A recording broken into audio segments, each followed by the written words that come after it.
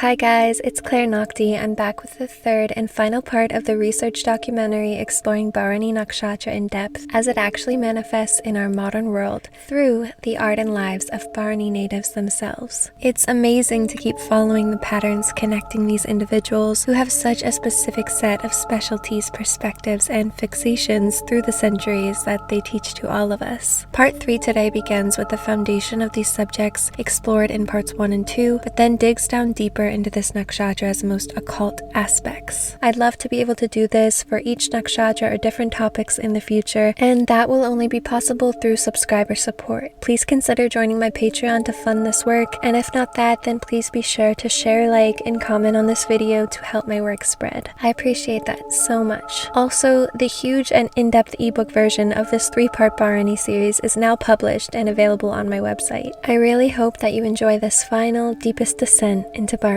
hidden territory.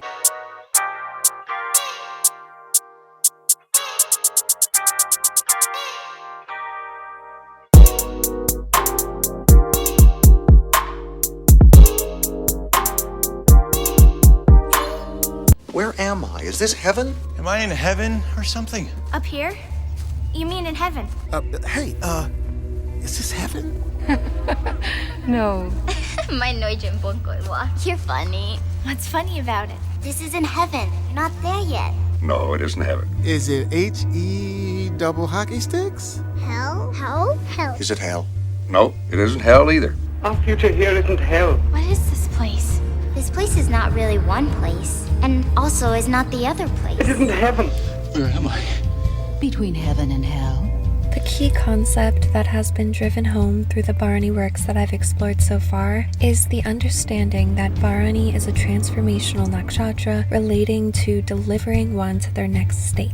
Films emphasize this quickly by establishing that the dead one has not arrived at their destination. Bharani is not inherently heaven or hell, but rather it's the river one travels or highway they journey upon as they are cosmically judged, tasked with completing their business, and finally transported to their next state, shown by its 2 cosmic transportation symbols and its Shakti as the waters that carry something onward. So as you've seen, Bharani art fixates on the in-between or purgatorial state and on those who, for one reason or another, are stuck here longest. They emphasize how it's our karmic loose ends that hold us back from the intense transformations and transportations. You're dead, Michael.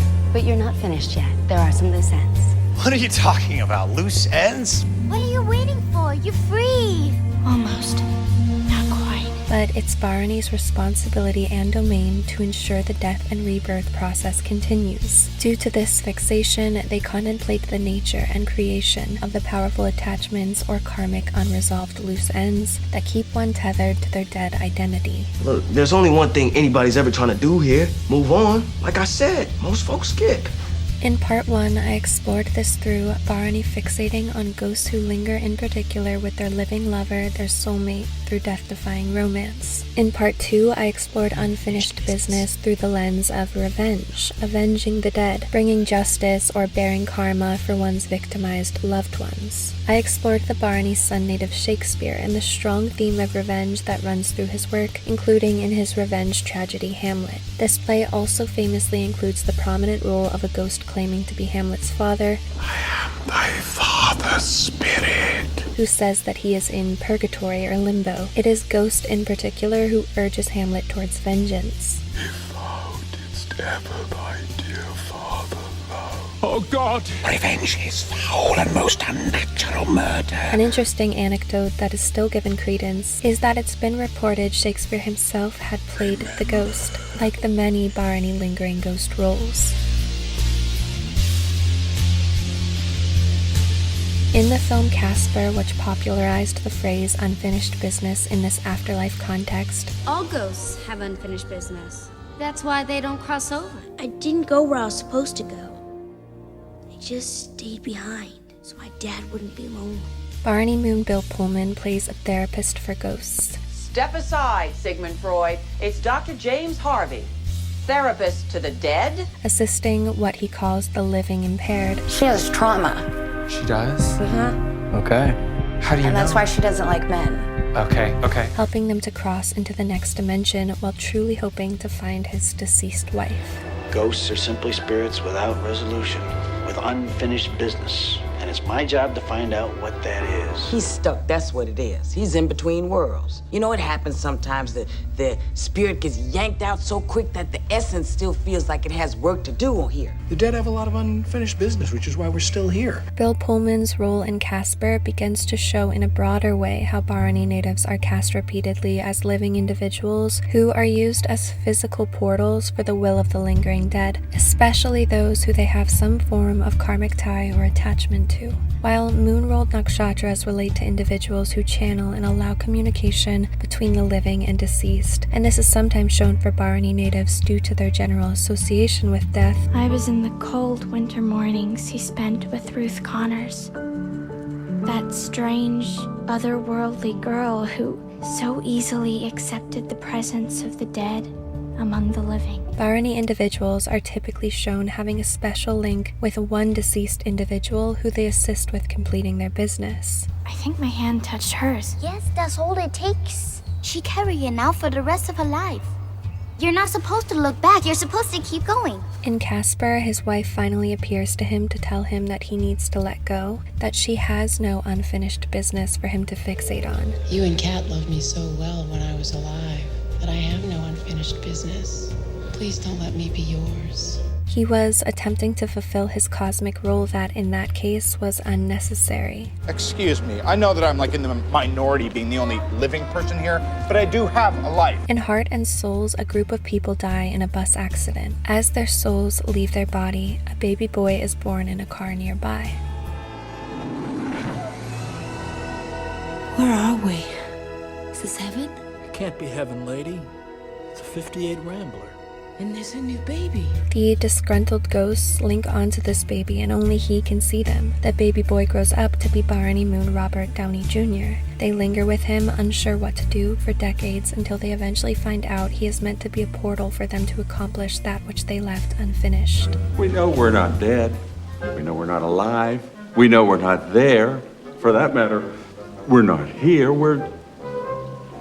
What? I'm talking about the opportunity to resolve your lives. The living impaired are known for haunting us. My question is, what's haunting them?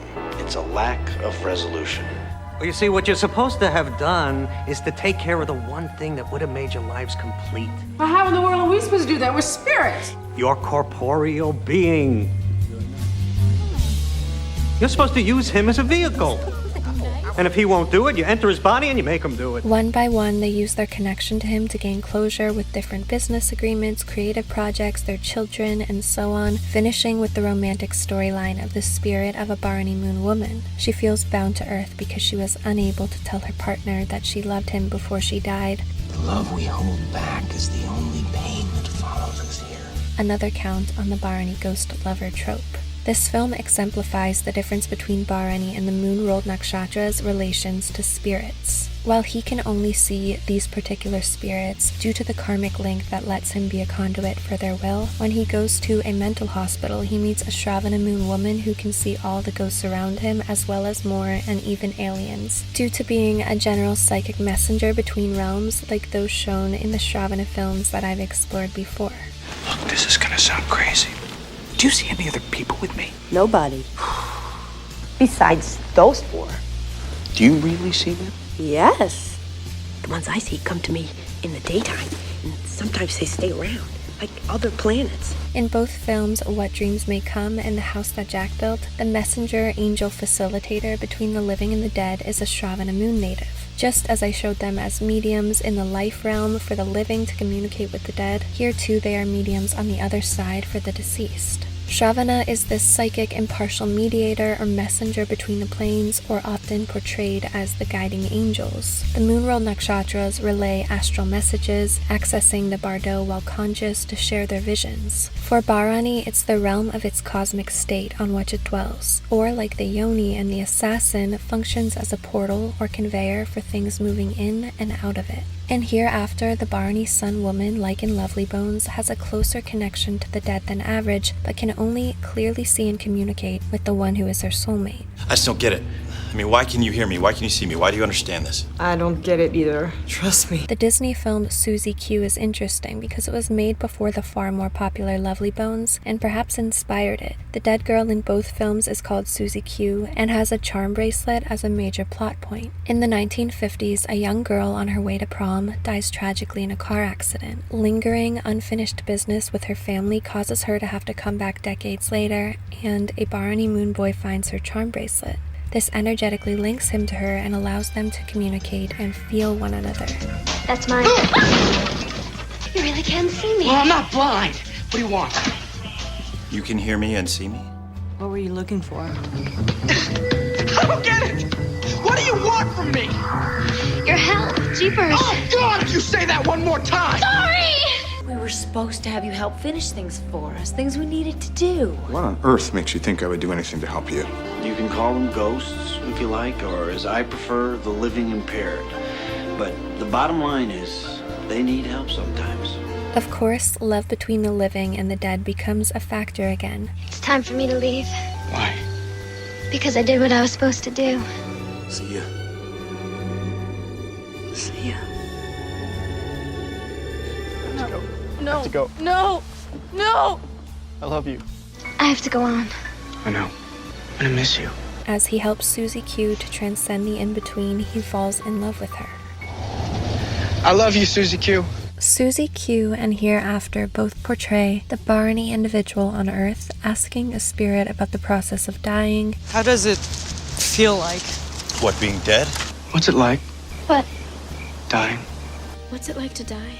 Like being born, only backwards. And the flipped version of this takes place in the in-between in 9 days, where the new soul who has never been alive questions the Bharani individual about what it's like to be alive. What's it like? What? Be alive? The death-focused movie Volver was directed and written by Pedro Almodovar, with Bharani ascendant, and it stars 2 Bharani sisters who have lost their mother. The film plays with, or subverts, the lingering specter motifs common with this nakshatra. Y el espíritu de mi abuelo le dijo que había dejado una promesa sin cumplir. Mi abuela la cumplió y ya no volvió a aparecerse. Their mother returns to address unfinished business, pretending to be a spirit to escape penalty for murder. The Bharani moon daughter, in particular, is very attentive to what she thinks are her mother's ghostly needs. Mamá, hay algo que quieres que yo haga, ¿no? ¿Cortarme el pelo? Me refiero a si hay algo que no pudiste hacer en vida y no te deja descansar tranquila. What's keeping you? When your life ends, you're responsible for looking after the people you love. Sometimes, in really special cases, you need help. That's why you can see me. Yama, who presides over this nakshatra, is referred to as the King of Ghosts. He has the traditional desire, may I win lordship over the ancestors, so these films explore the removal of ghosts and directing those that we have a link to after their death. A huge majority of these films close with the release of mourning family members from the weight of the persisting spirit. I'm releasing you. I'm moving out of your heart. And he was my dad, and he had loved me as much as he could. I had to let him go. And the ability for the deceased to finally embrace transformation and new birth due to the Bharani natives' assistance. Nobody notices when we leave. I mean, the moment when we really choose to go. At best, you might feel a whisper or the wave of a whisper. In Ghost, the villain dies and is portrayed as being ready for harsh judgment immediately, rather than dealing with any unresolved situations like the villain in Casper. Unfinished business? I have no unfinished business. I lied! I have unfinished business! Lots of unfinished business! I'm not ready to cross over yet! He's collected by shadowy figures who take him away, which can be correlated to the Yamadutas, messengers of death. They are said to remove the subtle body from the physical body and take the soul to Yamaloka across a path of various obstacles and challenges like extreme heat or thorns. The strong Egyptian veneration of the afterlife makes mummies and Egyptian concepts very popular in Bharani works, such as The Mummy, in which Bharani moon Brendan Fraser helps uncover the Egyptian Book of the Dead. It does exist. The Book of the the dead. As I mentioned, the Egyptian and Tibetan books of the dead are both meant to be read over a corpse, guiding it on its journey so that it moves through the suffering and shaping quickly. In this way, one is also released from the temporary displeasure that comes in having no body. Each film tends to have a line or two about the bother of things like not being able to enjoy food, sex, or other pleasures. What's the difference between being here and being alive? Any feeling, sensation, much less intense here. With the exception of not being able to eat and a few other limitations. Just smell it. Can't. Neither can you. What? We can't taste either? I can't get a decent meal. I can't get a smoke. I can't get laid. We gotta talk about cigars. Cigars? Damn right, you've been promising me a bunch for I don't know how long. Josh, I hate to break this to you, but you're dead, you can't smoke. With Bharani's role continually spinning the rebirth wheel, the iconic line in The Mummy is Death is only the beginning.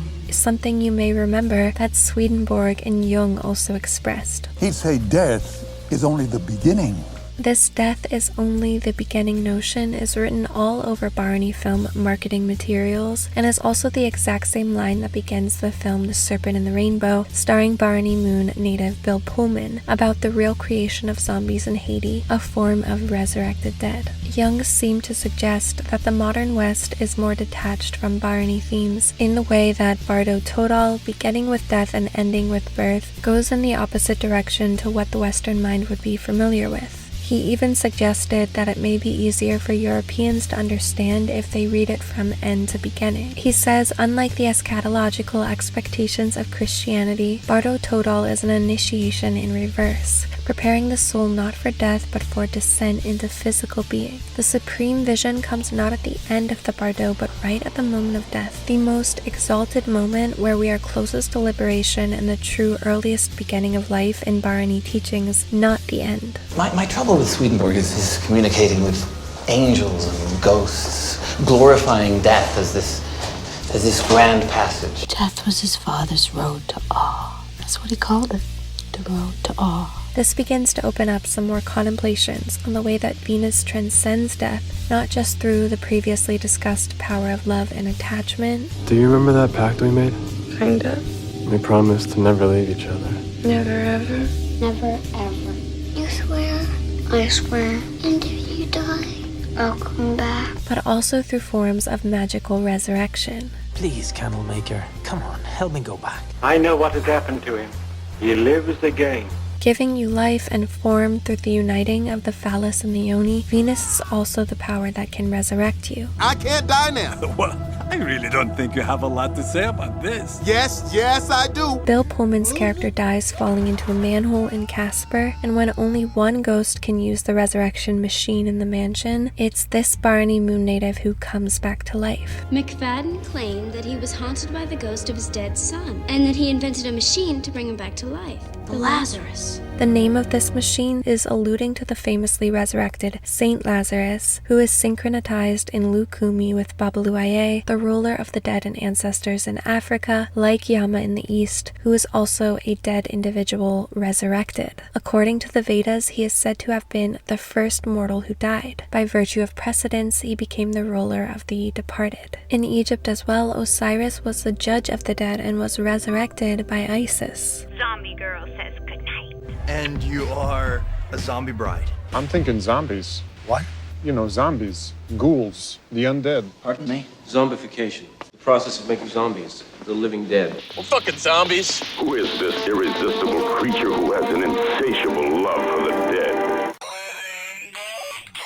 Zombie films like Zombieland, The Dead Don't Die, Eat Brain Love, Planet Terror, All of Us Are Dead, and the genre-redefining film 28 Days Later are all directed, written by, and or starring Bharani natives. It's the Day of the Dead. Wait, is that like National Zombie Day or something? The film Deadly Friend involves Bharani themes of zombies, romance, and Eurydice-like resurrection. He loves his Bharani Moon girlfriend so much that after she dies falling down the stairs, he resurrects her body in a zombie-like form. Something about bringing his dead girlfriend back to life. The film Death Becomes Her is also about women who become something like zombies. Similar to Casper, Bharani Moon Isabella Rossellini has a special potion that keeps a person from aging or dying. You don't have to be scared of death anymore.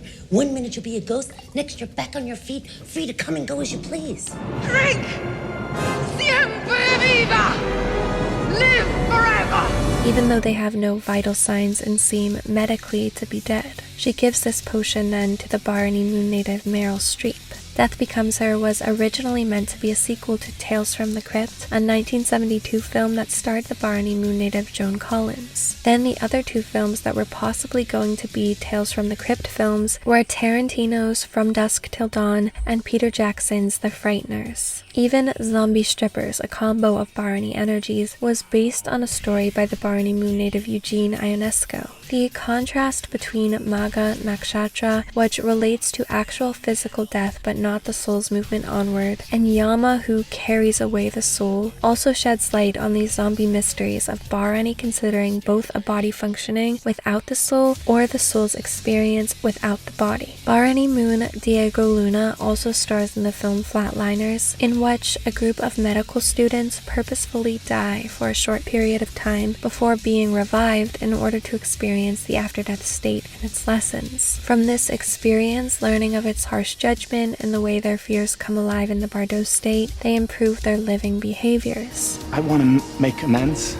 do what's right, help you out. It's the Bharani Moon character who is most skilled at resuscitation. Another expression of the Orpheus-Eurydice myth, Flatliners includes a resurrection scene where this Bharani native forcefully retrieves his love from her terrifying Bardo visions. This also calls to mind the many near-death experiences shown in other Bharani films like Dragonfly, Soul, Switch, and Always, where different levels or forms of resurrection take place.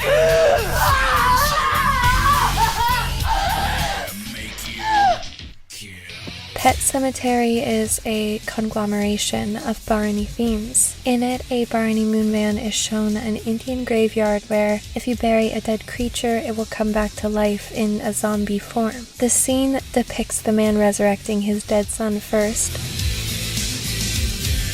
followed by bringing his dead wife back to life in this further Orphic example and imagery that you've gotten so accustomed to seeing. Along with the ghost portal themes, the Bharani man forms a link with the dying man at the beginning of the film, and this ghost lingers with him through the story. He was trying to help me because Daddy was helping him when his soul Incorporate.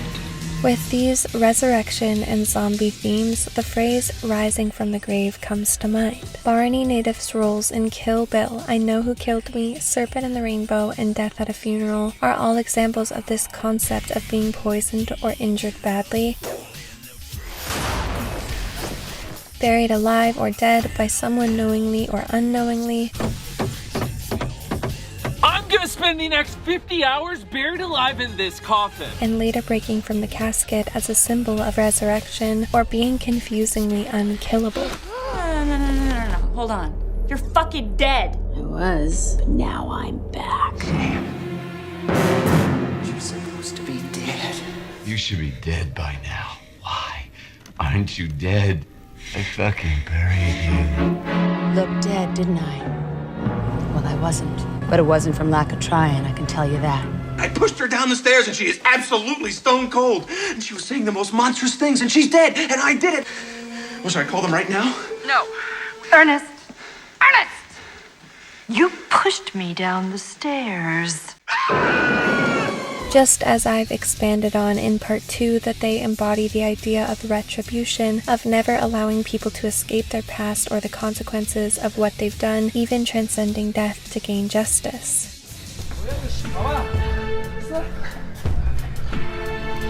The mystic Rasputin can have Bharani moon, which would be my guess based on the parallels that you'll see now. He's notorious for having been said to be unkillable. The story goes, they first poisoned him with tea and cakes laced with cyanide, and he showed no signs of distress. They then gave him 3 glasses of poisoned wine, and he remained unfazed. They shot him in the chest and left him for dead. When the assassins later returned, they shook him and didn't see any signs of life. Anything? Pressure? Pulse? Nothing. Your heart stopped beating. They think I'm dead. Yes! They think you're dead, but you're not dead. However, soon after, Rasputin opened his eyes and with this diabolical hatred, fueled by the thirst for revenge, sprung up into action and attacked them. Where the hell are the bodies? They didn't just get up and walk out, did they?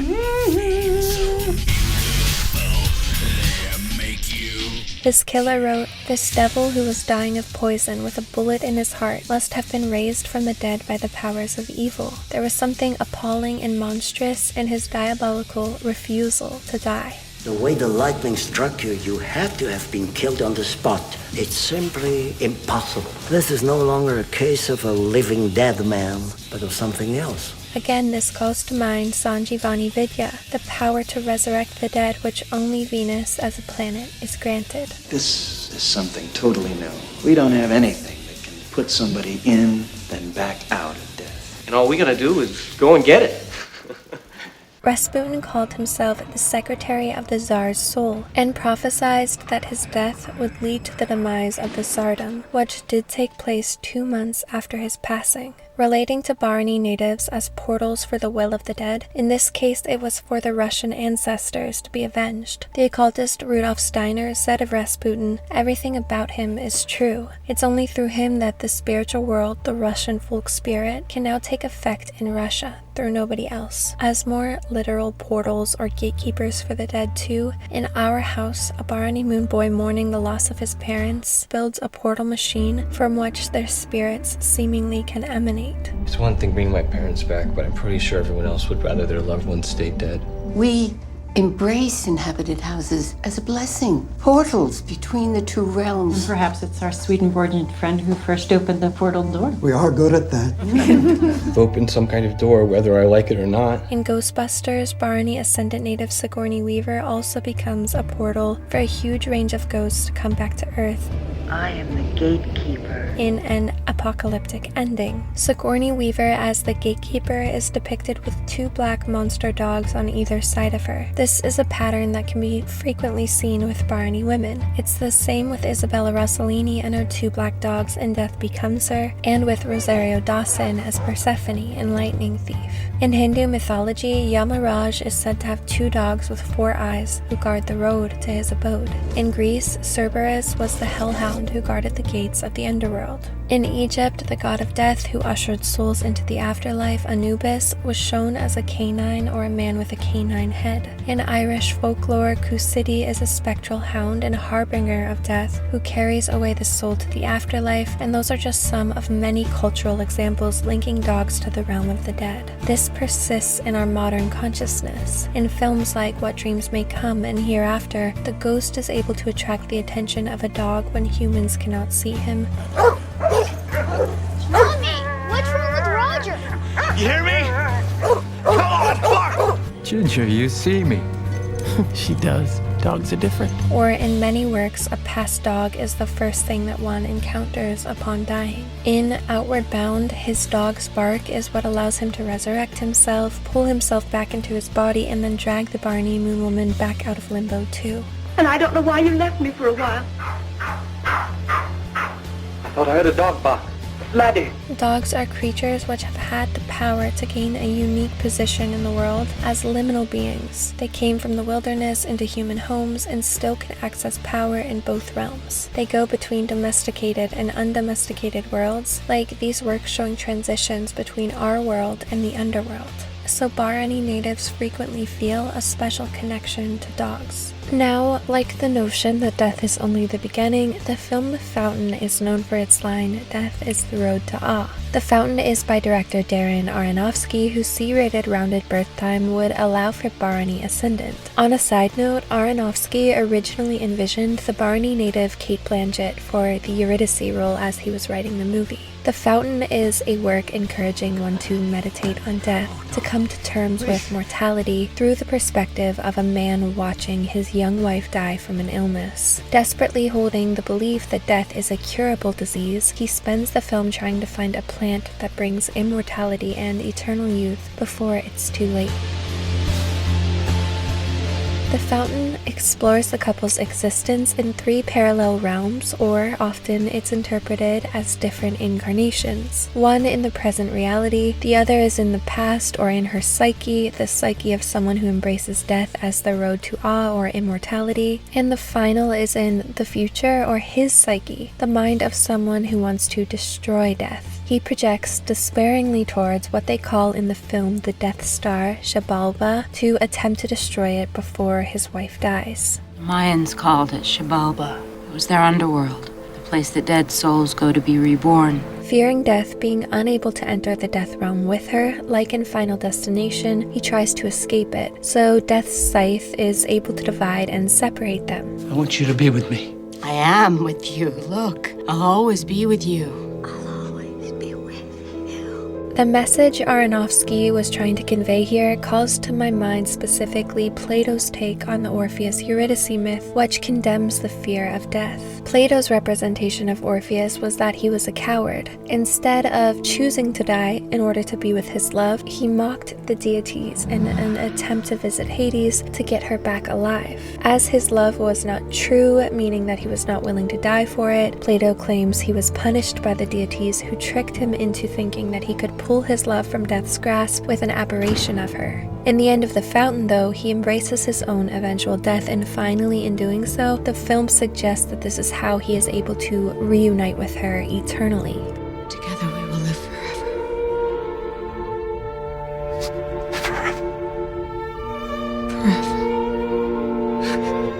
So now to get into some more in-depth information on what Bharani natives teach about how we choose our incarnation in the pre-birth state. Yama and the Yoni go hand in hand as necessary linked symbols of rebirth and the continuation of the spinning wheel of Maya, because the womb proves to be a kind of entrapment forcing a being to incarnate and thus to die, just as its monthly shedding of blood has caused fear throughout history as a reminder of both death and its power to give life and attainment. Aztecs considered childbirth to be equivalent to the role of a soldier, saying, like Bardo Todal, that the mother battles with the baby to try to trap it in her womb. If she dies during childbirth, which was common at the time, they would state that the baby won the battle. The Bharani Moon native Carl Jung shares an interesting connection to the birth struggle too in his introduction to Bardo Todal, where he cites the important work of Sigmund Freud, saying, "The European passes through the specifically Freudian domain when his unconscious contents are brought to light under psychoanalysis. He journeys back through the world of infantile sexual fantasy to the womb. It has even been suggested in psychoanalytical circles that the trauma par excellence is the birth experience itself, nay more, and psychoanalysts even claim to have probed back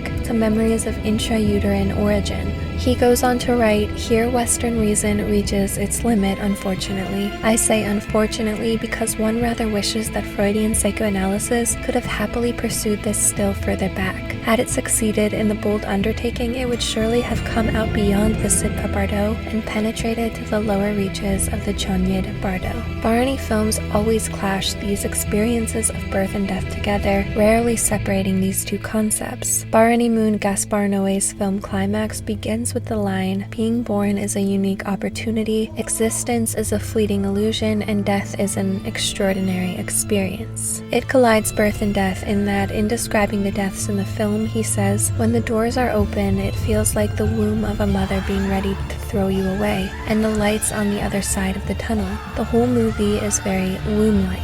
Gaspar Noé's first full-length film, Carne, begins with his famous filming of a real birth. The birth and death link often come through reincarnation films.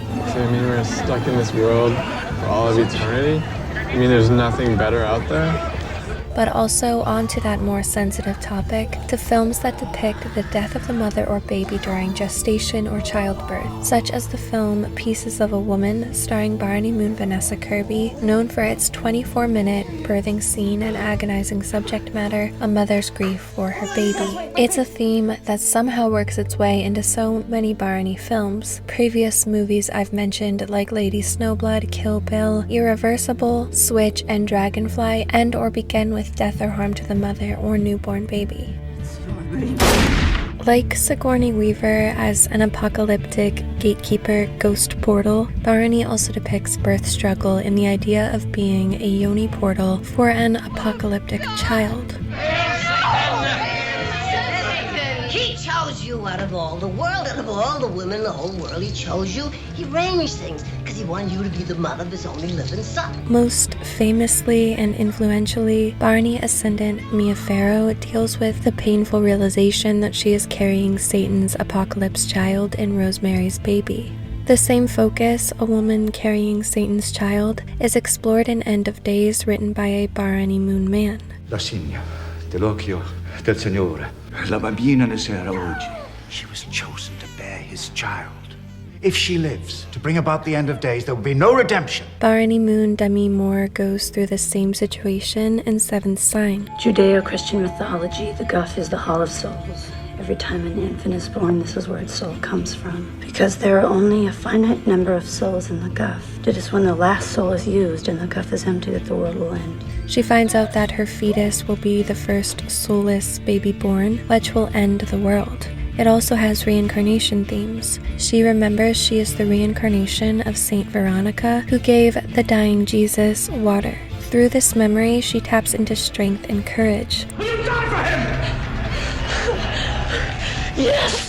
She sacrifices herself to give birth to the baby, transferring her own soul to the soulless child, and thus the Hall of Souls is refilled, the rebirth wheel keeps spinning, and the world does not end. The Alien franchise films, starring Sigourney Weaver, are based on the idea of forced alien impregnation.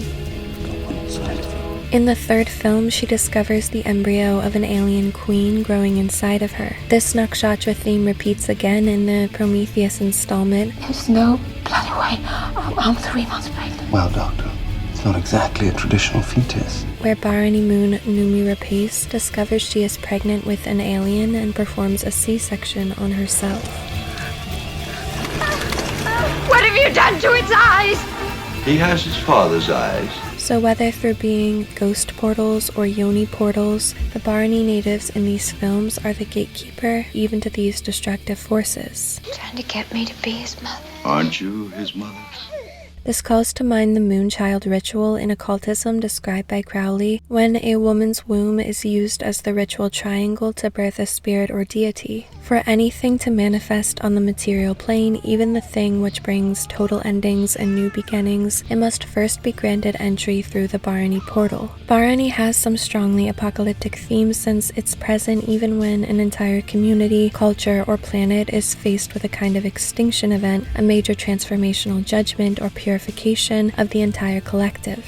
What is the great and terrible day? When God passes judgment on mankind for its sins. It's about the apocalypse. Come on, the end of the world? These mass deaths are often shown as outbreaks, like the backstory of most zombie films, which depict very similar imagery to the Christian concept of humans rising from their graves at the time of judgment. In Lukumi, Babaluaye is the god of plagues and epidemics. It was Bharani's son Sigmund Freud who developed the idea of the Oedipus complex, a developmental stage relating to desire for sexual involvement with the opposite sex parent and a sense of rivalry with the same-sex parent. Interestingly, it was while he was interpreting Shakespeare's Hamlet that the idea began to first develop. I get off on punishing women who look like you. Like your mother.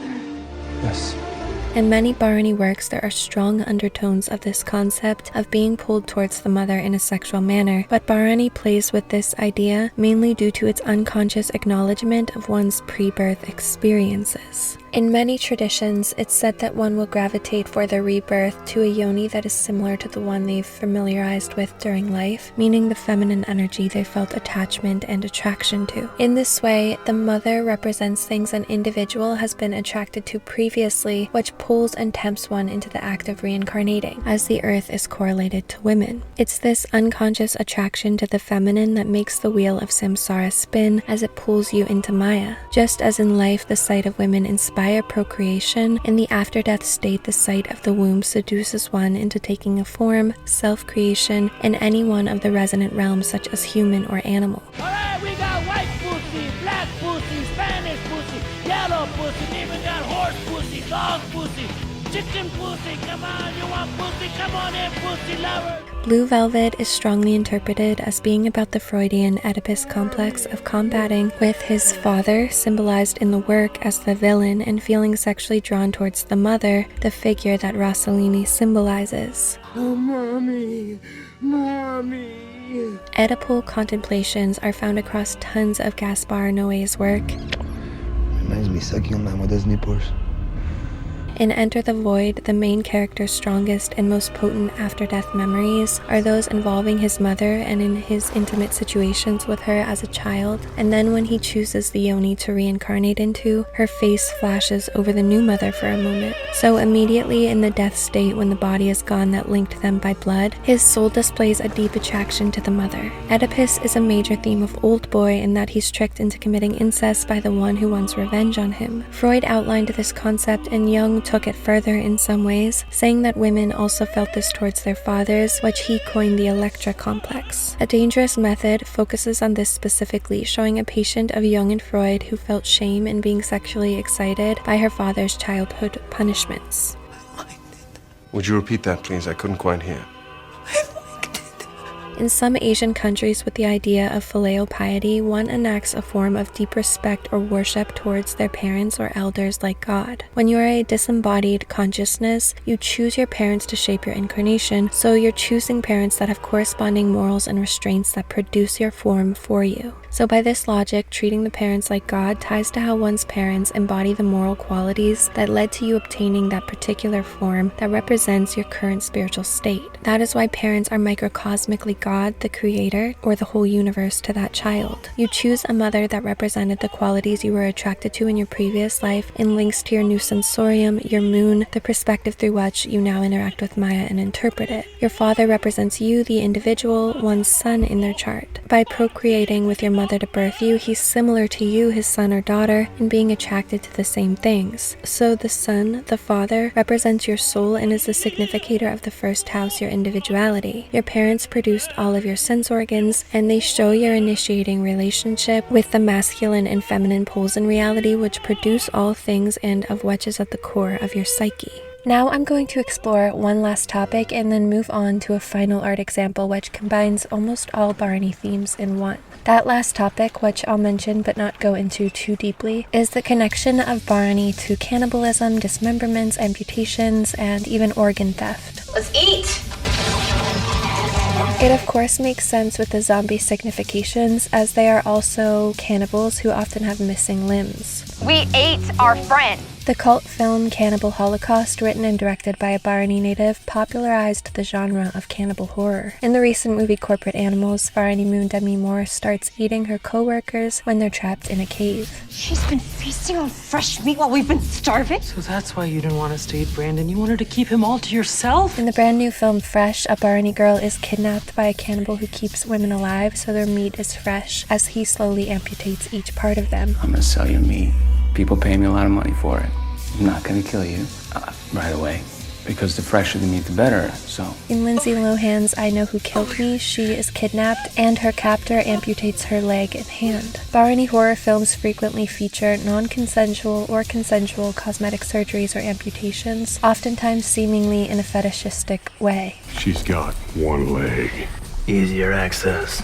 In Planet Terror, the main character stripper gets her leg amputated. I ain't never seen me a one-legged stripper. And then uses a gun leg to fight zombies. In Boxing Helena, starring Bharani ascendant Sherilyn Fenn, a plastic surgeon obsessed with her kidnaps her and amputates each of her limbs to keep her. In American Mary, the vengeful rape victim surgeon kidnaps her rapist and amputates all of his limbs. In Kill Bill, Sin City, and Lady Snowblood, as you've probably noticed, scenes of limbs being amputated in exaggerated ways are shown. He keeps the heads, he eats the rest.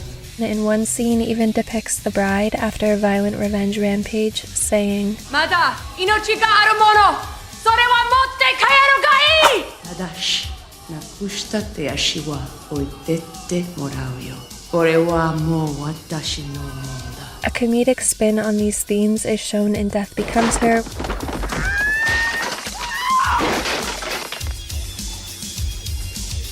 Their shared ex-husband is also a plastic surgeon who they essentially kidnap so that he can always put them back together from their injuries as they live eternally. Again, Bharani is the power to take things away that we are attached to, in this case like limbs. We all make this link metaphorically when we explain extreme grief over someone we loved as feeling like we lost a part or piece of ourselves. In some Indian practices and those found in Bardo Todal, scrying of a limb missing or seeing a missing limb in dreams is said to be a symbol for coming death, showing Bharani's death domain is becoming stronger or more present. Furthermore, the blurred face reincarnation ending of Lost Highway that I explored in part 2 is a major theme in the art of Aries natives, as both Ashwini and Bharani in particular relate to the pre-birth state before identification or identity, where you're tortured either with having no identity, relating more to Ashwini, or you are being forced into one and battling with the womb as you're shaped and transformed, which is Bharani. The Bharani native in What Dreams May Come depicts herself in all her paintings with a blurred face, and in Portrait of a Lady on Fire, the Bharani woman claims the artist did not capture her essence and is more pleased when the artist smudges her face into a blur. The cover of the movie Cam has the blurred face of the Bharani Ashwini actress, and it brings to mind the way Swaha, who is correlated to Bhairavi, is said to be able to endlessly change form to please Agni, relating to Bharani again as this art of form.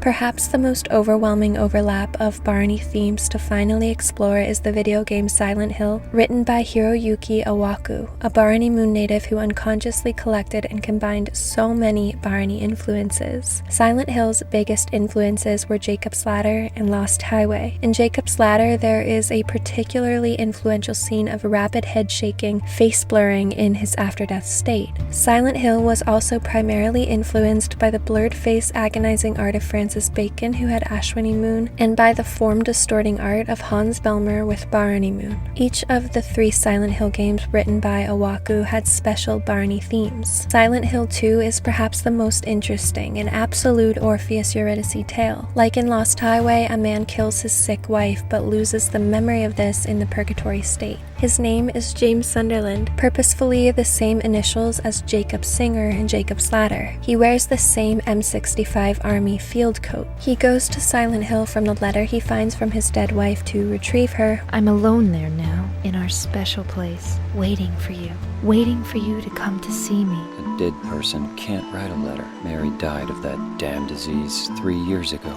So then, why am I looking for her? Which calls to mind the English Patient monologue. Silent Hill is a town which became a kind of purgatory full of people who have committed crimes or, in a Swedenborgian manner, are stuck there punishing themselves. He encounters a stripper who looks very similar to his wife, further emphasizing Bharani's connection to exotic dancers and the underworld. Her outfit was copied from the Bharani moon native Christina Aguilera, and the club in which she dances, called Heaven's Night, is noted on the Silent Hill wiki as being nearly identical to the stage where Rossellini sings in Blue Velvet. Her origin story shows she's a supernatural being existing to prey on him through mimicking the face of his deceased loved one in a sexual way. Confusing doubles like this one of one's soulmate designed to drain the man's love and energy into a vampiric being are shown in many Bharani films like Sin City and The Skin I Live In, and is a detail included in folk stories regarding ghouls preying on the emotional vulnerabilities of those who are grieving. At the end of the game, to reach his dead wife's calls, he gets on that familiar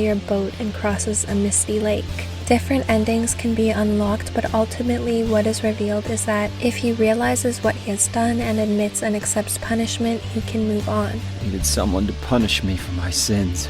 So he embraces the cataclysm and pain of self-punishment in order to bring about balance, which is always Bharani's lesson. One key resurrection ending, where he brings her back to life with the powers of the gods, elucidates on Bharani themes perfectly. This town, Silent Hill, the old gods haven't left this place, and they still grant power to those who venerate them. Power to defy even death. Thank you so much to those of you who have been here watching and supporting these Bharani videos. It's been a huge project that I feel so lucky to have been able to devote so much time and energy into, thanks to my viewers and patrons. I'm definitely excited to move on to another energy now though, and I do have some exciting things in the works that I can't wait to share. Feel free to let me know in the comments below what topic you'd like me to cover next. Shout out to my Rayvati level patrons listed on the screen now, and a special thanks to my Abhijit level patrons Ashley De La Cruz, Ray, Tantric Tara, Avnish Bangar, Semia Hogan, Teresa Green, Maddie DRX, Space Trash Queen, Crystal Perales, Eric Linden, Jazz, Jordan, Nikki, Stephanie Cruz, Bella, Juliana Sans, TTHP, Anjali, Murti, Tanya Allen, William Rivera, Juarel McGowan, Lola, Ryan Loden, Patrice, Andrew Plays Piano, Mo, Aaron Shade, Andrea Nicole, Lena Alg, Masha, Rebecca Marie, Astral Jellyfish, Reet Dost, Haya, Matthew Corell, Tyler Fitzpatrick, Rhett Pinaghetti, Kiva, and Richard Jones. Thanks again for watching. So much love to all of you, and I'll see you guys very soon.